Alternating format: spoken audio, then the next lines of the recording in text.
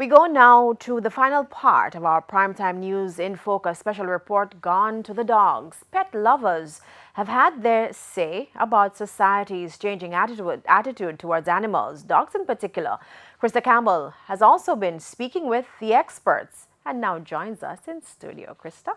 Thanks, Janella. Now, the recent teasing of a lion, as you just mentioned in the previous story, and the subsequent attack on a zoo worker in St. Elizabeth have reignited scrutiny about how Jamaicans treat animals.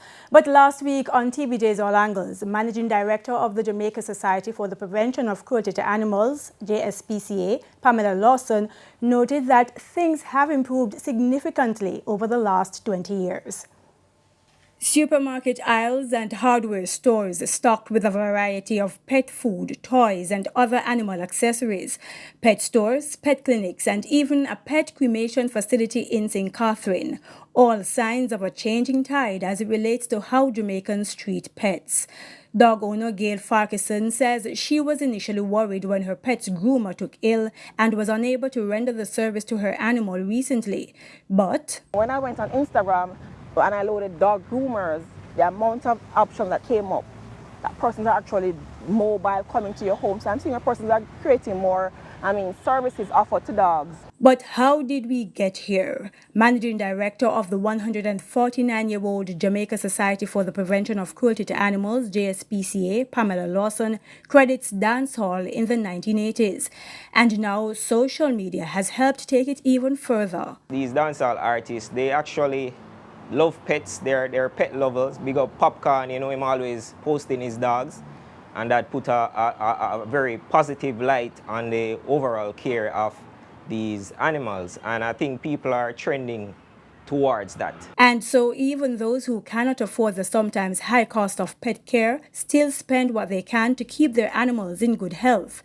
Alicia Salmon has 3 Shih Tzu poodles and got a scare with now 7-year-old Max back in 2020 when she took him to the vet. She did some tests and realized that he has some liver problems. The liver enzymes are too high. She have to treat him. So we spent actually almost 95 to 100,000 on Max alone. For Oreo, he jumped off my bed and dislocated 2 of his back paw. So they have to do the hip surgery, 2 hip surgery on him. So for therapy, for physiotherapy, we have to put him in water to bring back the muscles. One way you can tell about a person is if they treat their pets in their position at certain standard. You can tell something about that person's characters. People do some cruel things out there. They throw hot water on them, they chop them. The JSPCA has been on a public education campaign, especially in schools, to teach Jamaicans about animal care. But Mrs. Lawson says stronger animal welfare laws would help. We are pushing at the Ministry of Justice to revamp these laws, even if it's to make it one law, an umbrella law that incorporates all the smaller laws.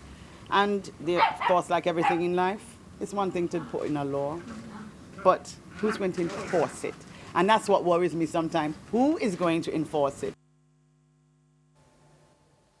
Now, the Prevention of Cruelty to Animals Act of 1904 was last amended in 1995 to increase fines to $1,000 for anyone found guilty of neglect or abuse of animals, while the Wildlife Protection Act of 1945 was last amended in 1999 with fines of up to $100,000 and/or imprisonment not exceeding 2 years for persons who breach any part of this law.